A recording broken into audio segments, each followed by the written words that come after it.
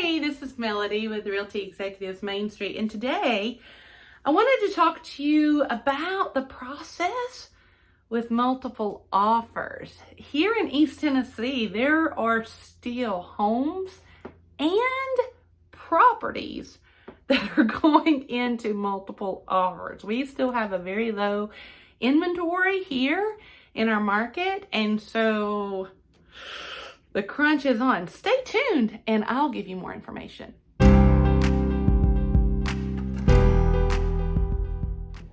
So what a lot of people don't understand is when we make an offer, we meaning the client, me, I'm writing it up, it is on what we call a purchase and sale agreement, which you can see here below. And in the purchase and sale agreement, near the end, there is a time, a response time. You have to put a date and a time. Has to be on there. So let's use, for an example, I found the perfect home and it is 6 o'clock at night. Well, I know maybe the seller has kids, has stuff going on in the evening, has a life. And so I might want to give them till 9 a.m. the next day to respond to that. Now, of course, you as the buyer gets to recommend that time. I'm just using this for demonstration purposes. So you found the house, 6 p.m. You want the seller to respond by 9 a.m. the next day. But somebody else saw the house earlier in the day. They put in an offer after yours because maybe they had to talk to their spouse or who knows. They put an offer in after yours. But the seller has to respond to yours first. So maybe they had a noon response time the next day. When that happens, what a lot of buyers think is, well, I sent my offer in first. They have to respond to mine first. Not necessarily. Not necessarily. If we give them till 9 a.m. the next day and they get an offer after hours, then that is then considered a multiple offer situation.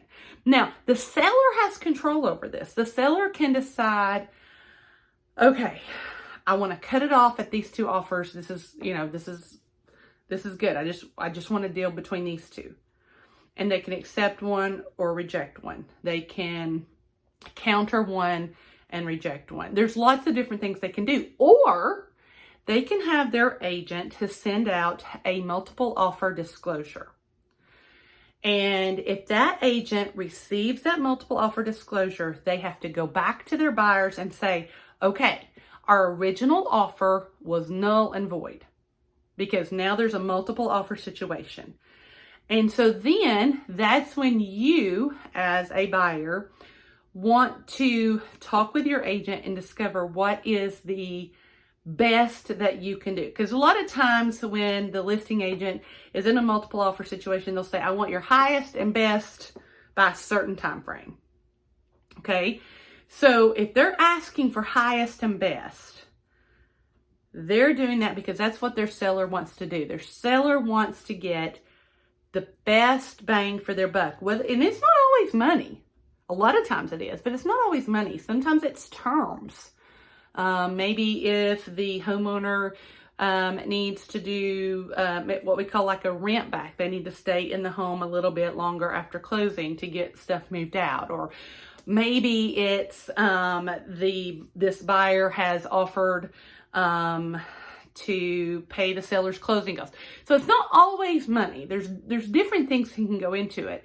But highest and best basically means your original offer is now null and void. You need to talk with your agent and see what's best for you, for your new offer. And the listing agent would have given you a time frame, let's say 8 p.m., okay, the same day. So by 8 p.m., you got to give them your highest and best. So that's when the listing agent sits down with the seller and goes over the terms of all the offers and then makes that decision. Okay, so I just wanted to clear that up because a lot of times people think, well, it's kind of a first come, first serve with offers, and that's not the case at all. Because in our Tennessee purchase and sale agreement, we have to put a response time. And I've seen it work both ways. I've seen it where sometimes agents will put in, you've got like 3 hours to respond because they're thinking, okay, there's probably going to be an offer coming in because this is a great house or this is a great property or whatever. But then you got to think about that realistically. Can the seller, especially if they're at work or on vacation or whatever, are they going to be able to respond in 3 hours?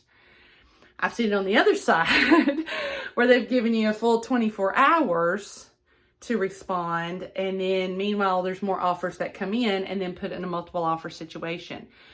But it is not first come, first serve. Okay, I just need you to know that because that is another misconception that a lot of buyers have, that if their offer is the first one, then it's automatically going to be looked at first. It does not have to be looked at until that expiration time. They have to be able to review it. The listing agent and the seller have to be able to review it and respond back before that time on the purchase and sale agreement. They do not have to do it a minute before if they so choose. So, would you do a favor for me? Would you like this video or comment on it or share it? I am trying so hard to get to my goal of 500 subscribers, and I can't do it unless I have your help.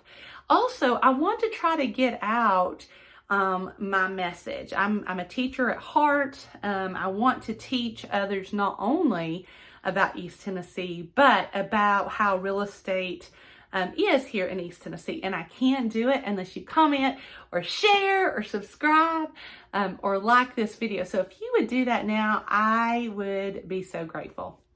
Until next time.